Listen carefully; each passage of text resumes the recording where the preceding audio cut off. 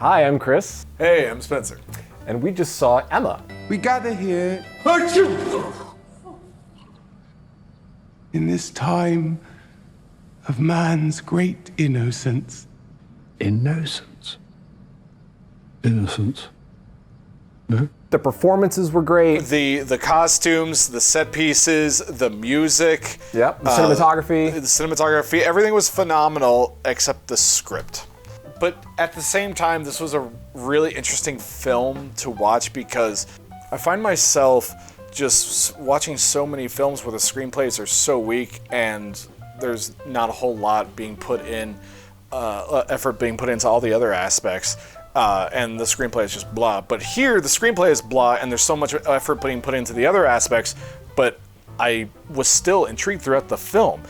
Even though I was slightly bored because there wasn't really a point to the film, like I didn't really grasp onto what the plot is, it was still fun to just kind of sit there. It was calming. It was almost like just watching a fairy tale, and it was every shot was gorgeous enough where it was like, oh, I'm just looking at a page in a children's book, and I'm having like your mother or father like read you a bedtime story. That's what it kind of felt like to me. Yeah, I hear that. I think the script did a pretty decent job of adapting the book because it improved on some of the book's shortcomings, which were that Emma's really unlikable and kind of a jerk. It makes it much funnier, which was a big improvement, I thought. I thought that was a big strength of the movie. Yeah, we laughed a lot. Yeah. And we laughed with it, not at it. Right, Which is good. Yeah.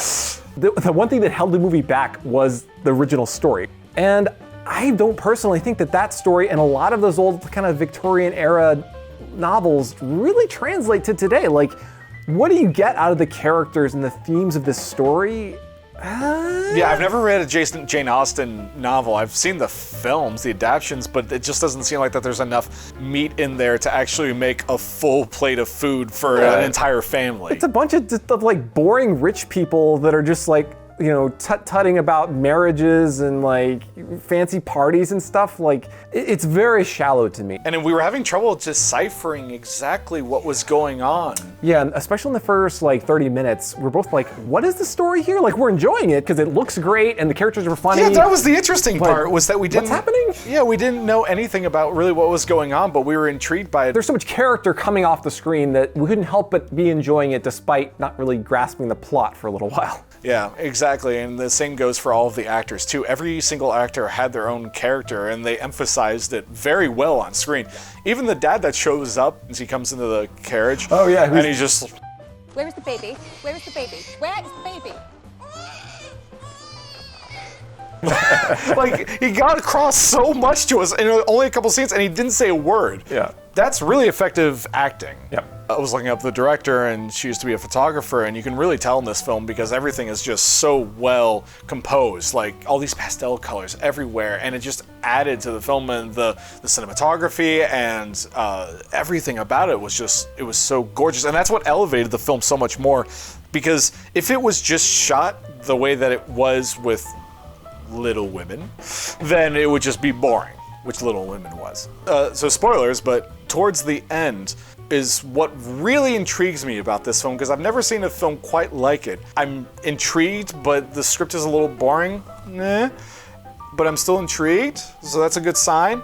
Then towards the end, they finally start in the third act trying to get you to care about what's going on in the story. And then it loses that director's feel. Yeah. And then it just becomes boring and average, like every film I've ever seen.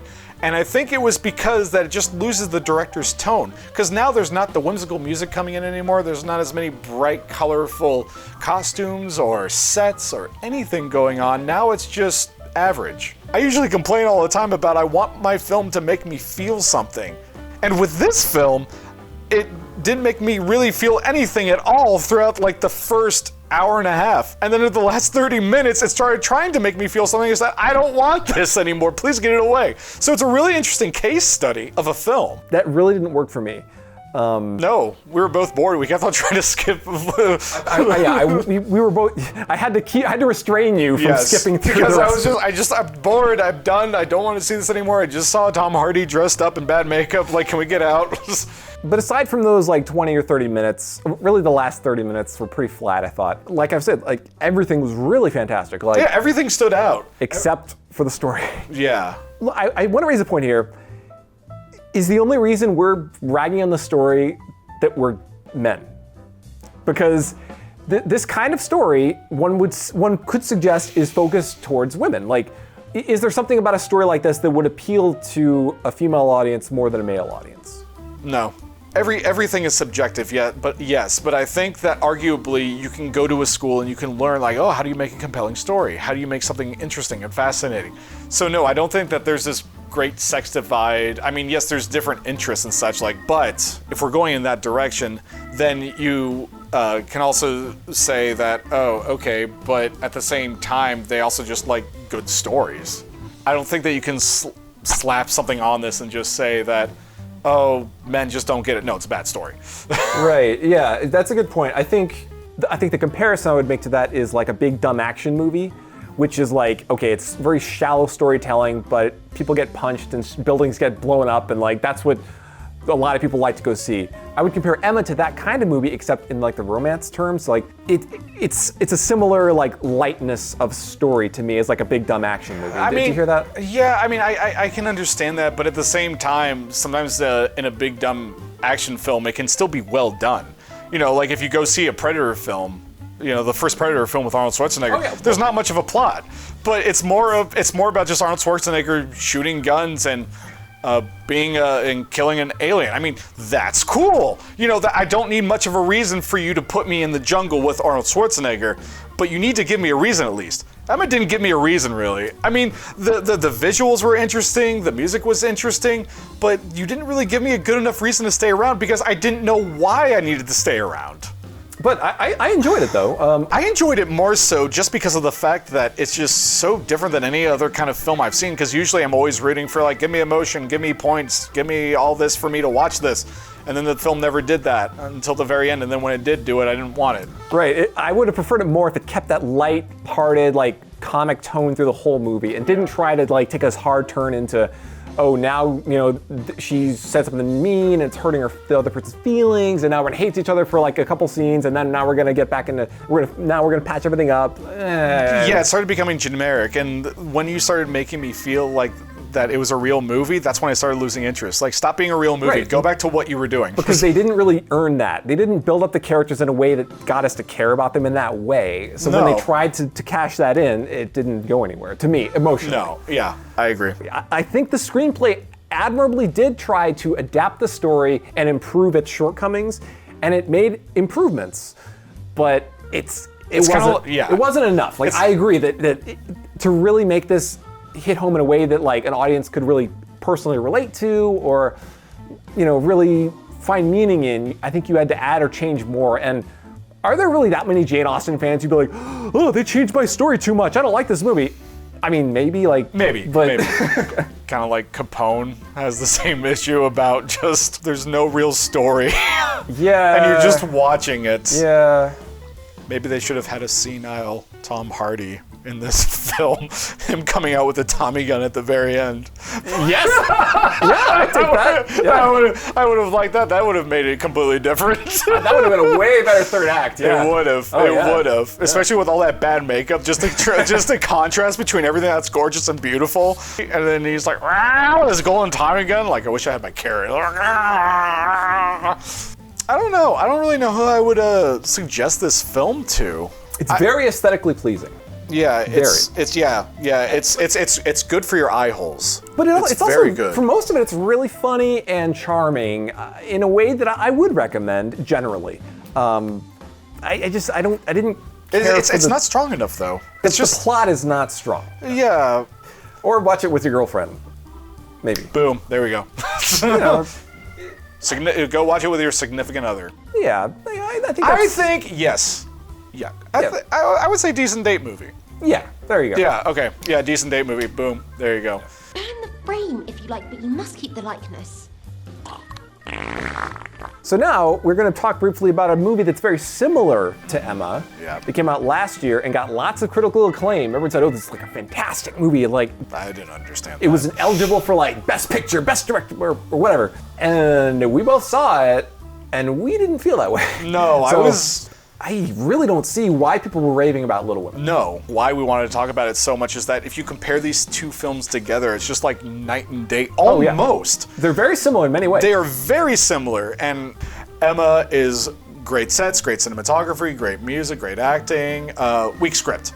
Little Women is weak script, weak sets, weak costumes, lighting, weak everything. Yeah, cinematography, everything about that it's so film. drab and dreary. Yeah. Aesthetically. Yeah. Which I'm sure they're trying to be authentic or something, but sorry, that did nothing for me. No.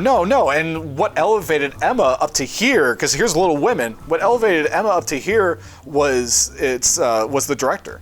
Like, bravo you to can her. tell there's a vision there. Yeah, there's a vision, and she also just added this flair to it that just made it so much more interesting. Delightful, yeah. For much of it, it was very delightful. Yeah, and it's just interesting how much of a director's perspective can just amp up a film by just tweaking the little aspects of it. Whereas Little Women is just like we tried watching a little bit of it, and it's just After we watched Emma, we're like, yeah, let's kind of go through Little Women a bit, and we couldn't. Like, it was a lot of B stories.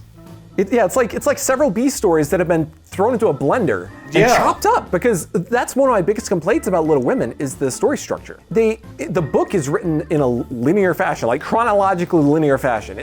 It's like it tells you the results of certain things before it shows you those things happening, which removes the suspense dramatically. That really falls flat to me. I don't understand why stories do it. And the stories that are introduced are just so short-lived, because we were just skipping through it, and I just remember, oh yeah, there's this conflict that's introduced, but then it's resolved in the next 5 minutes, and then there's another conflict introduced, but then it lasts in the next 5 minutes. There's not an overarching conflict that everyone needs to get over that lasts for the entire 2 hours. Right. Because Emma was more so about just not really a whole bunch of little B stories. It was just kind of fun to watch. And there wasn't even an overall story really that was going on, but I enjoyed that more. But with Little Women, it was just like, okay. Right. In both cases, they're not really combining, they're not building into one big narrative. It's really more like, okay, here's all these single ladies and single guys. Let's watch how they eventually marry each other. That's basically the plot of both of them, which is not very interesting to me. But I also think but not just to you, I think it's just not interesting in general because there's just nothing to really grasp onto. The way it's done is uninteresting because obviously, like, I can love a good romance. I love it with characters that are intriguing, that go through a story that's interesting. Yeah. I'm on board for any kind of story, including romance. Like, great. But in both of these movies, there is nothing like that. She's trying to pitch her book, and the guy's like, okay, well, I'll buy the book from you, but you have to make the characters get married. And she's like, I don't want to make the characters get married. That's stupid. And he's like, well, no one's going to buy it if they don't get married. It's like they were right at the edge of an interesting plot point, of a change to the original book. So, because the real story, from my recollection, is that where Joe didn't get married, but the actual publisher of the story was like, no, you have to have Joe get married, because that's what people want to read. Yeah. So, honestly, I would have loved to see the movie at that point go, no, you know what? Joe's not getting married. Yeah. Like, be true to the original vision. Yeah. And like say something strong about it, have a strong character there, like that would have been great. And that just reflects my frustration with the overall storytelling. It just fell into this rhythm of, well, we're just gonna do the thing, we're gonna get married. I find the character struggles in both movies to be very flimsy. These are very privileged people in both movies. They're all like the upper 1% of society, essentially, or maybe 0.1%. They live in mansions, they eat, fabulous dinners, they dress really nicely, they go to parties, they have carriages. And this is in a time where most people are really poor. They would be disgusting to regular people of the time. Yeah. So like, and I get that throughout history, like back when these books were written, there's a fascination with the wealthy and like, people like to imagine how it must be to live in these like hoity-toity lifestyles. But when you don't do anything with that in the current retelling of the story, there's a distance there, isn't there? There's like, Because I guess I could see that, because in the same vein, you know, I've been watching James Bond recently, and, you know, like, you could arguably say that he lives like a stylish, kind of dangerous, wealthy lifestyle, but there's a bit of danger put to it. Yeah. This one is just kind of like, oh my. like, what's the danger? Sir Buntington, oh dear, you didn't wear your left sock today. Oh. Like, the dangers these characters are facing are, well, maybe I'll be kind of dissatisfied with my life in the short term if I don't marry this guy. Like, but at least, like, with Jo, like, I thought, you know, she's struggling. She's trying to have a career. She's a writer, and she's facing these societal obstacles, which is interesting. But I just felt like they could have pushed it to the next level and been really bold, and they didn't, which seems so odd to me. And that's reflected in the rest of the story, too. It's because whenever they adapt things in Hollywood, they really want to try to adapt it as best they can, but not push the envelope too much. They don't want to make it too different. I guess. I mean, that's what I've always seen with these adaptations, is that they don't really strain too much outside of it. I mean, it's a little bit different, but not too much.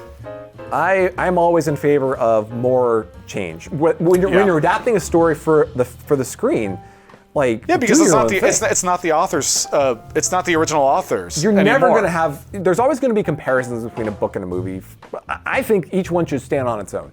Yeah, I don't yeah, think you like- should be relying on the other. Like, you can be inspired by the book, sure, to make a movie, fine, but It's no longer like with Sorcerer's Stone. You know, it's not J.K. Rowling's movie anymore. It's Christopher Columbus's. right. So you shouldn't feel constrained or restrained by the book. Like, that shouldn't be Right. something holding you down. But I feel in Emma it did. I feel like everything was fantastic about it, except like it had these big weights around it that were just like, it's trying. Yeah. Like, if it had yeah. more of a story, more of a meat there, I think it would have been.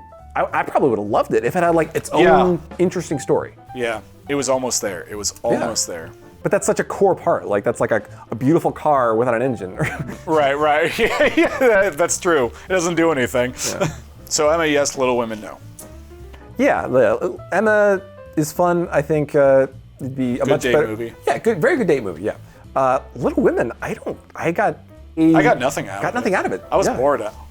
I would put it right next to Sonic. In Emma's case, it almost got there without a good story. It almost did. It was almost there. Yeah. And I wish that it would have been phenomenal and been like great, but it just wasn't there yet. Right, and so I'd say Date movie. Emma, great date movie. Little Women, Sonic. it's a Sonic. So Sonic. It's a Sonic. Oh, that's our new review. It's a Sonic. Yes. Oh, that's great. Okay.